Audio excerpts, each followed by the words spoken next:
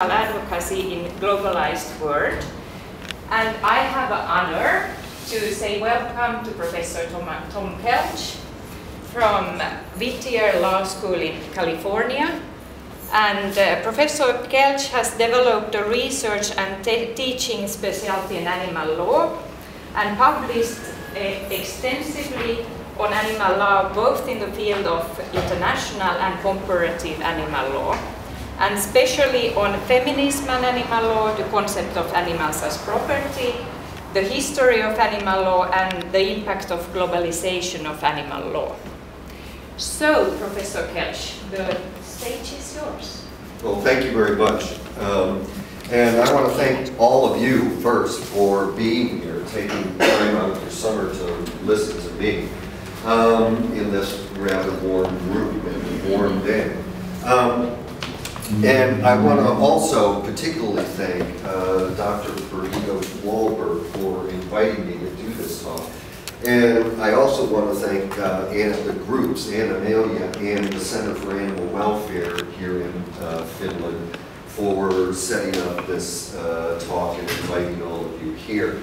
I am very honored to be here, and I'm glad to see you all. The title of my talk, which I recently modified a little bit, is Toward Universal Principles for Animal Advocacy and the Idea of Personhood for Animals. Now, you look at these two subjects and you say, well, these are two completely different subjects, and so I'm giving two talks. Well, hopefully, by the time I get done here, I will have convinced you that there is a way to connect these two things and that they aren't, in fact, two different talks. And let me just give you a little bit of history so that you can understand how I got to the place of trying to connect these two. I have been teaching and writing on animal law for sort of longer than I want to think about now, but it's been more than 20 years now. And it just so happens that the first thing I wrote about, the first thing that I published relating to animal law, had to do with the idea of personhood for animals, right? And this was about 20 years ago. And since then I've written about a lot of other things and researched on other things, and one of the things that I have researched about is the impact of globalization on animal law. And I've looked at international and comparative animal law. And these latter things have been my research interests recently. And in particular, I have been looking at the impact of globalization on animal law, okay? So my recent work has been on globalization in animal law, and long ago I was talking about issues of personhood. Well, Birgitta, Dr. Wahlberg, when she invited me here, one of the things she said was, well, would you say something about personhood and the issue of personhood, because, as it turns out, there are things going on in the United States relating specifically to this subject right now. And so I said, sure, I'll do that. And what it caused me to do was go back and look at the things that I had been thinking about 20 years ago about personhood. And I much appreciate being asked to talk about this because it caused me to think about personhood in the context of what I'm thinking about now, and that is the impact of globalization on animal law. So I'm going to talk about these two things, and I'm going to start talking about the impact of globalization, and later I'll be talking about personhood, and hopefully I will be able to tie these two together for you so that it looks like, in the end, one subject matter, okay? So, first thing I'm going to talk about then is the impact of globalization on animal law. And the first thing we have to talk about is what is globalization, or in what sense am I using the term globalization? Globalization is a term that has been around for close to 100 years, depending on who you talk to. It is now used in a very sort of economic sense. It wasn't always used in an economic sense, but it is now, okay? And so the sense in which I am using the term is in fact this economic sense. And I am going to argue, and I am going to give you some empirical evidence that in fact globalization is having a substantial impact on animal law and animal advocacy and on issues relating to animals. And I'm going to talk about three things in that regard. First thing is increased trade. What is globalization all about? Globalization is about increasing trade. That's the intent behind things like the WTO and the GATT treaty and the fostering of international trade. We want trade to increase. Animals are what? They are not persons, they're property, all right? And as property, they are economic units. And as economic units, they are the subject of trade. And therefore, they are trading. And globalization increases trade. And I just sort of randomly chose some animal products here for the period 1996 to 2011, okay, 15-year period. And this is from USDA sources, and it's about exports, world exports of certain animal products. And again, I just randomly chose some things. I chose eggs, I chose milk, I chose a couple of meat products, all right? And three of these, the trade in these items over this 15-year period more than doubled, okay? And in one case, increased by more than 250%. In the last case, it was close to 200%. So, point number one, trade in animal products is increasing, period. That's just a fact, all right? Second thing I want to point out, second impact of globalization on animals and animal law and animal advocacy is the issue of outsourcing. Okay? Outsourcing is what? Outsourcing is the moving of economic activity from one jurisdiction to another to reduce costs or to avoid regulatory burdens. Okay?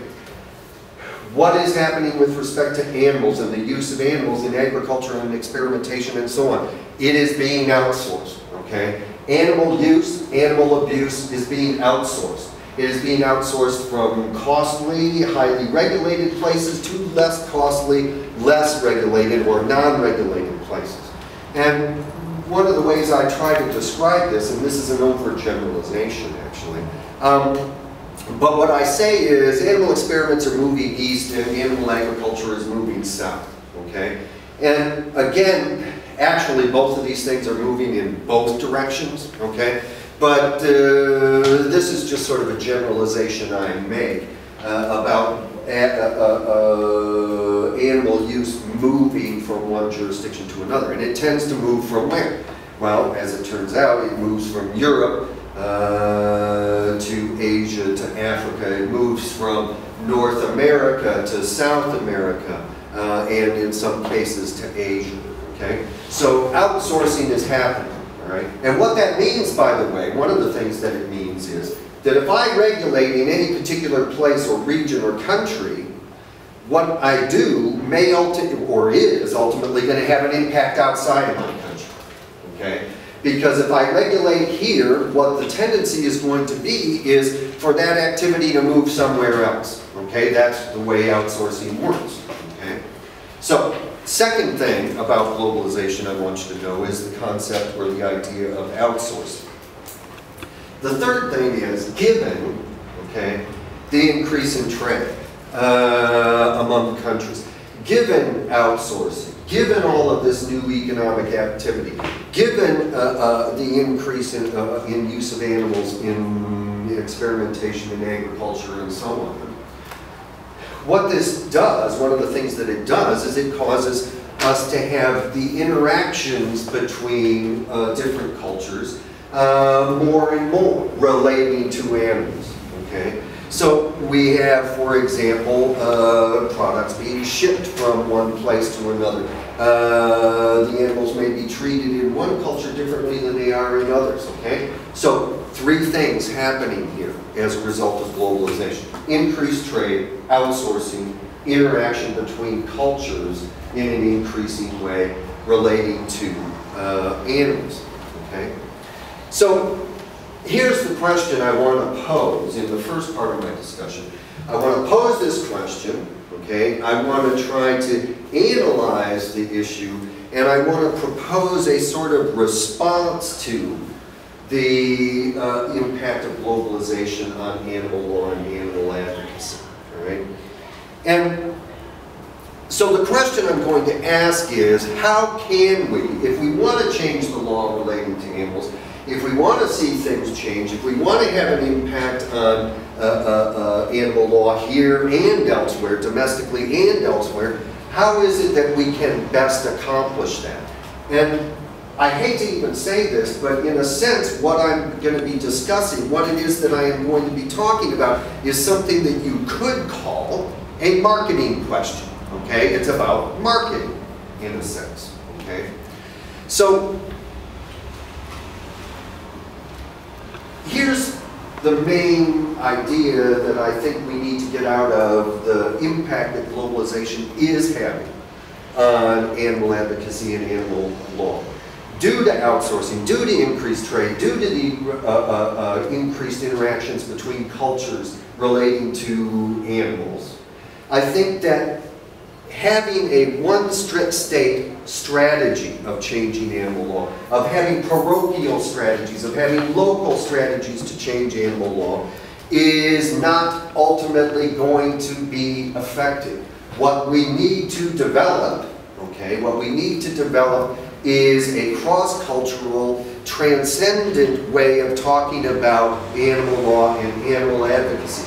We need to develop universal principles and culturally transcendent ideas that can be used across the globe to advocate for animals and to try to change the law relating to animals. Now, one thing I do not want anyone to get wrong. I am not saying that you don't try to change the law where you are. I am not saying you don't try to change the law in the country you're in. I'm not saying that you don't try to change the law in the city you're in, okay? All I am saying is that when you do that, you have to consider what the impact is going to be on the outside, because it's going to have an impact on the outside.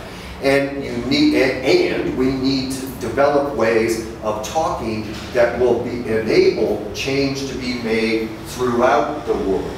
Okay? But I'm not suggesting that you don't try to change things where you are. Okay?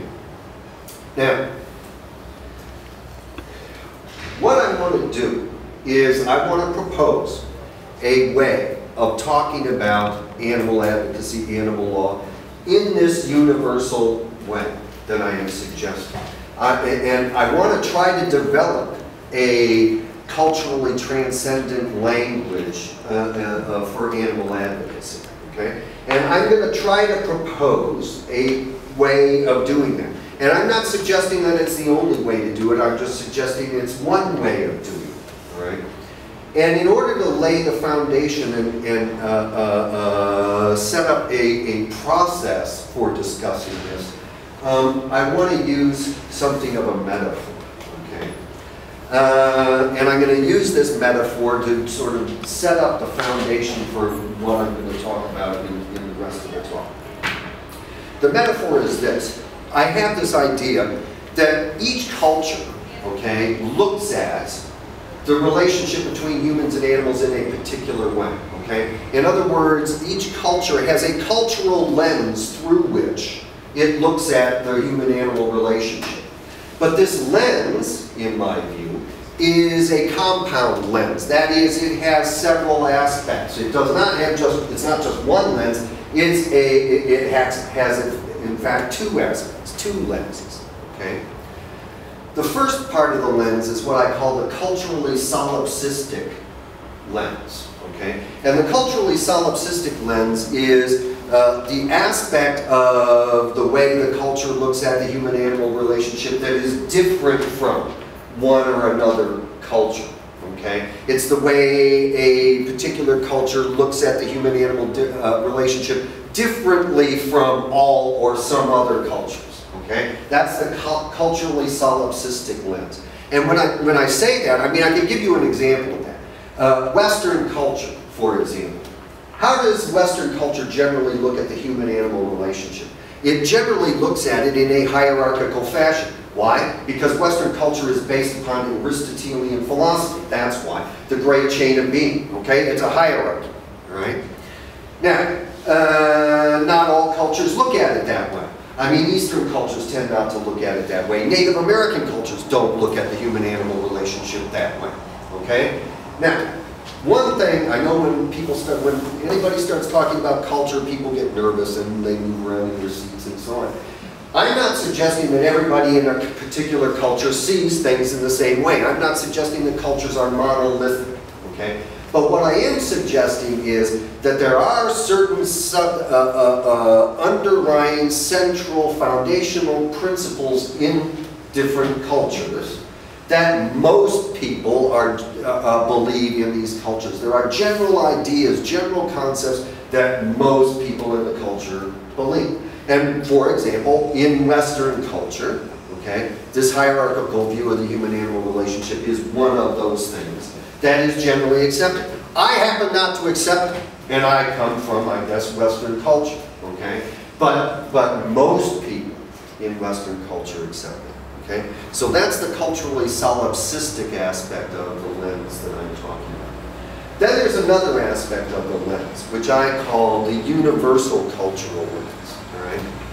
And here's what I'm suggesting with this. I am suggesting that there are certain principles, moral, ethical, empirical, scientific, that are accepted across cultures, okay? In other words, there are certain principles, certain ideas that are accepted across different cultures relating to the human-animal relationship, okay? And this, okay, these universal principles are what I am going to primarily be talking about in this talk. And what I'm going to be talking about is a way of generating these principles, okay, that hopefully can be of utility in animal advocacy on a global basis, okay.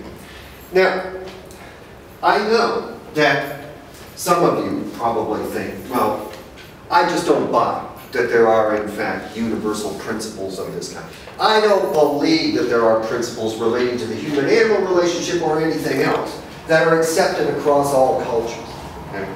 Now, I believe that I have evidence that I can bring forward and arguments that I can bring forward to justify my position on the idea that there are, in fact, these kind of culturally transcendent principles that are believed across cultures, or that we could discover are in fact believed across cultures.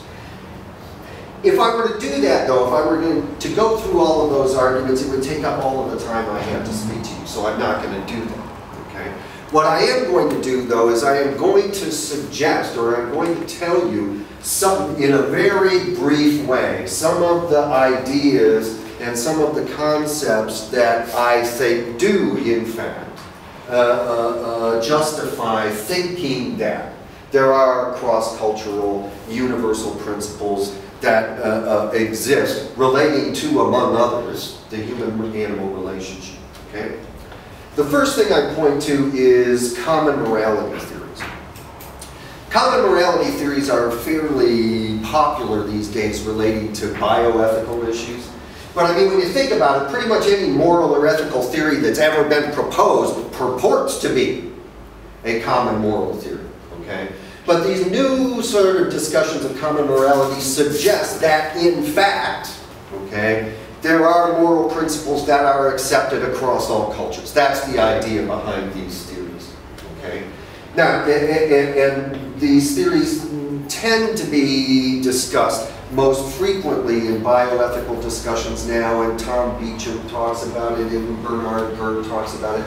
But anyway, what I'm proposing is something like that, okay? Now, believe me, the principles that I am stating and the foundation of the principles I am stating is completely different from these.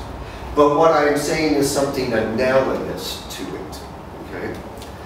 Second idea behind my thought that there are universal principles of this kind. In order for there to be political and social stability at all, people have to believe something in common, okay? We couldn't have society at all if there was nothing that people in general believe, all right? So I think that that lends support to the idea that there are at least some kinds of universal principles. Psychology and sociology. There is evidence, empirical evidence, and by the way, I know sociologists and psychologists out there, they can tell me, well, wait a minute, you know, there's some dispute about this kind of stuff and so on, and that's true. Almost all of the stuff that I'm talking to you about from a scientific or a sociological or psychological perspective, yeah, the science in this area is in its infancy, okay, and so there is considerable controversy about this. But there are studies, there is empirical work out there that indicates in sociology and psychology that certain values or groups of values are viewed in the same way. They are arranged in a hierarchy in the same way across cultures. In other words, across many different cultures, okay, they have found that people categorize values, including certain moral values, in the same way, which suggests what? That there are certain principles and values that are shared across cultures. Okay? And I could also point to evolutionary biology, where there are evolutionary biologists who say that the emotions that ground morality, the emotions that are scientifically thought to ground morality, are in fact a universal human adaptation. Okay? And therefore, that would suggest that all humans have these sorts of feelings that ground morality. Next, this is yet another piece of science. There is evidence that the biochemistry of certain emotions, that is, those emotions like compassion that are thought to ground morality, there is a common biochemistry in humans that grounds those. Okay? Then there's world society theory, which is just a sociological theory. And this theory says that since World War II, there has been something of a world culture that has developed. And this world culture has developed certain principles that have in fact been, and are continuing to be, accepted across cultures. Okay? And I can just give you examples of some of these things. We have the UN Universal Declaration on Human Rights. We have the Geneva Convention. We have the International Convention on Civil and Political Rights. You can, even in the area of animal law, you can point to the OIE codes as being evidence that there are certain principles, even relating specifically to animals, that are accepted across cultures. I mean, the OIE has what, 178 countries in it. They supposedly have agreed upon the principles stated in the OIE codes. All right? Now, you might say the OIE codes are really just industry standards, and they're really just generated by the agricultural industry and the experimentation industry and so on. But my point isn't that the codes are right or that the rules are right. The point I'm making is that there are certain principles that are accepted across cultures, and what I would suggest is we need to build on those if we want to change animal law, if we want to be effective in animal advocacy. Okay? But here's the most important reason, I think, for developing universal principles relating to animal advocacy. And the most important reason is this. Animal advocates, people who want to change animal law, people who are concerned about animal issues, have in their face multi-billion-dollar industries who, I assure you, are making messages across cultures. They are making universal appeals to increase the use of animals, to increase the production and use of meat, to increase the, there are people who are in the business of experimenting on animals. And so they want to increase that. They are lobbying, they are advertising, they are in control in significant part of the media that communicates with the populace. So they are messaging on a global basis. And so I think in order for animal advocates to be effective, they have to start thinking globally, and they have to start developing principles that can transcend cultures and can be used across cultures. Okay, and I think that animal advocacy that is splintered across cultures and splintered in various kinds of disputes is not going to be effective. So, okay, I want to develop universal principles relating to animal advocacy. So, here's my general thesis. Here's the general idea. Okay? I am asserting that there are certain moral, ethical, empirical, and other principles that relate to animals and that transcend individual cultures.